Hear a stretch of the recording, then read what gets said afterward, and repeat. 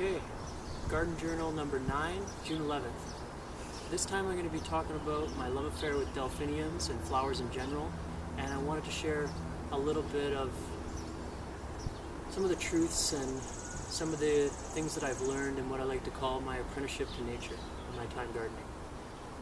So my love affair with delphiniums started when I used to hike a lot out west, and up in the hills there in the desert, they like to grow in little shaded areas in the hills, so I would look for those vibrant blankets of blue in the springtime and go hang out there and kind of meditate up in the hills.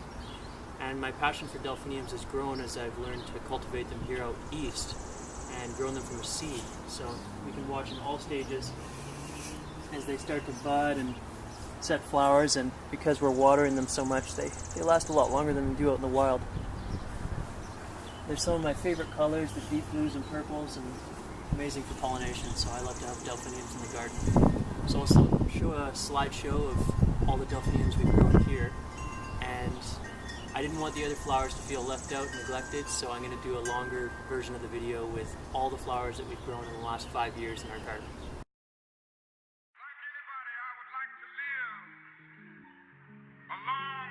Longevity has its place, but I'm not concerned about that now.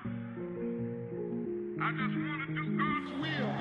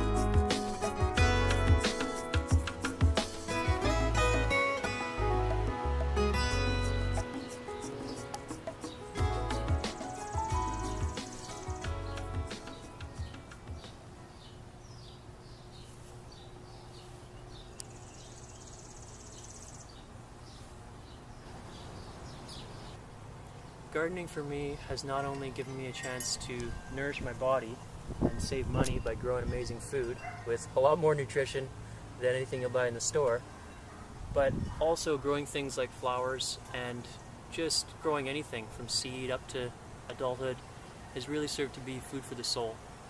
And I'd like to share some of the philosophy that's grown out of that in me, and my own spirituality that has kind of grown out of my time in the garden and being an apprentice to nature. When we learn to understand what nature is communicating to us, we are reading a scripture that is far older than all man-made religious texts.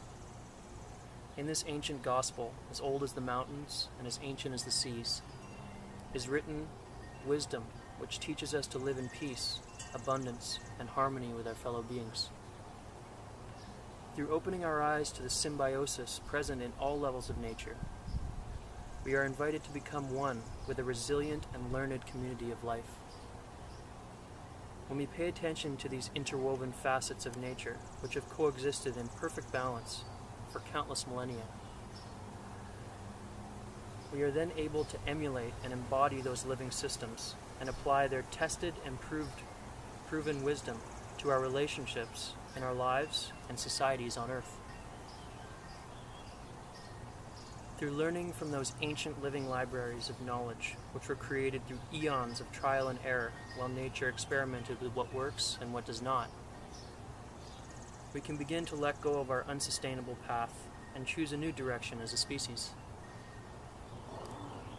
With the ancient symbiotic relationships in nature as our teachers, we can begin to release the arrogant and backwards path we have been on and embrace a new path that can lead humanity onto a paradigm and a new civilization which is sustainable, equitable, and prosperous.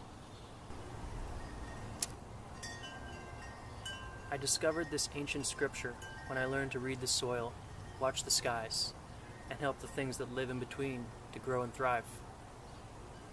For me, the seasons are sacred. They are chapters with much wisdom to share. In the springtime, I am reminded of how even after the darkest, coldest nights, the light will shine again, and new life will unfold if we nourish it. In the summer, I am in awe of the infinite diversity and resilience of all the life forms in creation.